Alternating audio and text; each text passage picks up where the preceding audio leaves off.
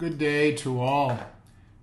I just read an article by the Franciscan theologian Daniel Haran, who struggles, as we all are during these days, about the horrific violence in the Ukraine, the Middle East, realizing how easy it is to be overcome by the magnitude of the violence that we are seeing on TV.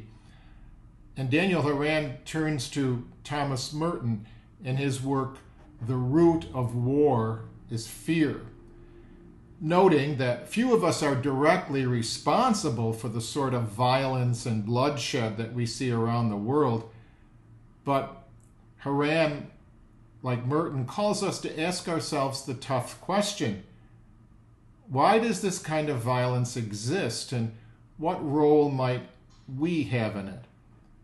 And Haran goes on to quote Rabbi Abraham Joshua Heschel, who says, above all, the prophets remind us of the moral state of a people. Few are guilty, but all are responsible. So Merton and Heschel call all of us to deeper introspection.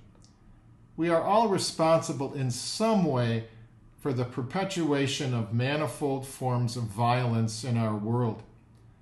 Merton states that as an individual, I may not be able to affect substantive change today in the Holy Land or Eastern Europe or Central Africa, but I can work on modulating how I personally contribute to violence in this world, in my own life, in my own thinking.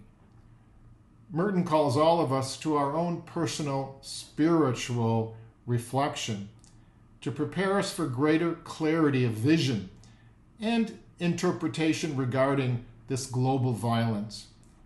The challenge Father Haran finds in Merton is this: instead of hating these people that we think are war makers, hate the appetites and the disorder in our own souls, which are the cause of war.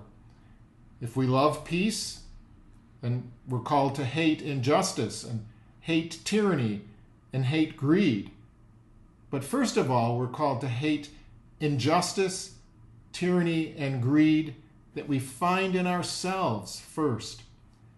We're living in some really tragic times, and just to watch television and see the horrific violence and happening to women and children and so many innocent people, let us not be overwhelmed and despair by all of it, but let us use it as a tool to introspect, deepen our spirituality, and rid ourselves of any kind of hate or violence that we might carry in our own lives.